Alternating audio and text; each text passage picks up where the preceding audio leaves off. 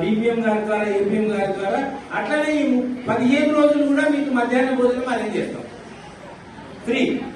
తర్వాత మీరు పొద్దుగాల 11 గంటల వరకు వచ్చేసి సాయంత్రం వెళ్ళిపోవాలి, అవసరం లేదు ఎక్కువ, 4 లోపలనే మళ్ళీ పంపించేస్తాం. అంటే మీ రోజువారీ కార్యక్రమాలు ఉదయం సాయంత్రం చేసుకోవచ్చు.